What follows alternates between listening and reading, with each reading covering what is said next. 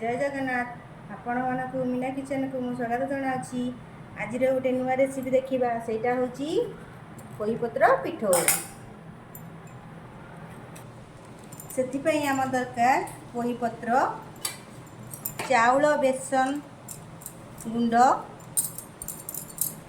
कि सीझा आलू कटा पियाज आमचूर पाउडर जीरा लंका गुंड रसुण कंचा लंका बटा बा छेचा कंचा लंका चाट मसला। प्रथमे आमे आलू सीझा गुड़िक चकटी नवा। प्रथमे किछि लुण दबा कटा पियाज दबा आमचूर पाउडर दबा जीरा लंका गुंड दबा चाट मसला दबा कटा लंका आउ से रसुण आउ कंचा लंकार छेचा ताकू सबुड़ाक चकटी नवा।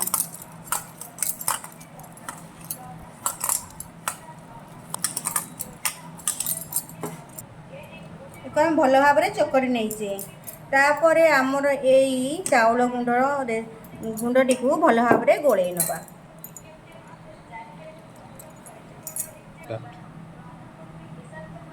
ये चाउल आ बेसन गुंड को ताकू आम भल भाव गोले नवा। स्वाद अनुसार लुण पकेवा।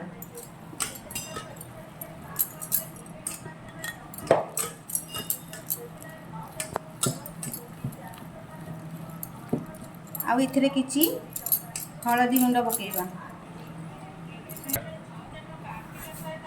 हळदी गुंड पकेई भल भाव गोले देवा। तापर चलतु आम गैस ऑन करके बनैबा पिठो। बर्तमान आमर तवटी गरम है किसी तेल पकेबा। तापर आम आण किछि लंका गुंड पकेबा भलसे गोले दबा। ताको आम चकटी रखिबा आलू को पोई पत्र रे एमती भल भाव लगे दबा।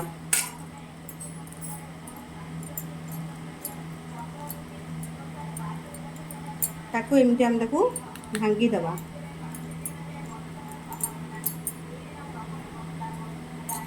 ताकू यही आण दिहरे गोलेगी आम तावारे थोईदबा।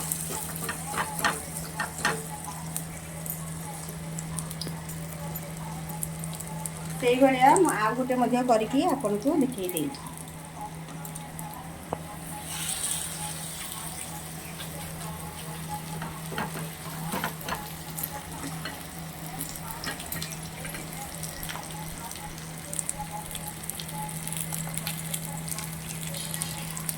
तापरे गैस आंच को आम लो टू मीडियम करदेबा।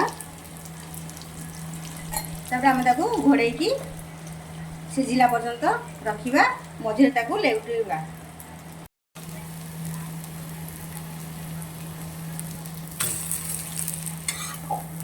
मझे ताको मु लेउटे देथिली। ताको भल भाव सिझिला पर्यंत लेउटे की भाजी नेबे।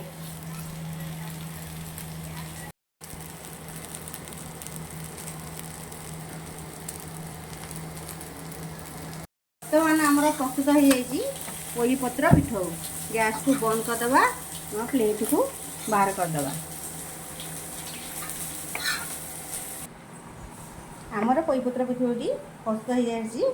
आपण खातु और मत कमेंट जनइबे जदि भल लगिला मत जनइबे और मो चैनल को लाइक सब्सक्राइब करेंगे।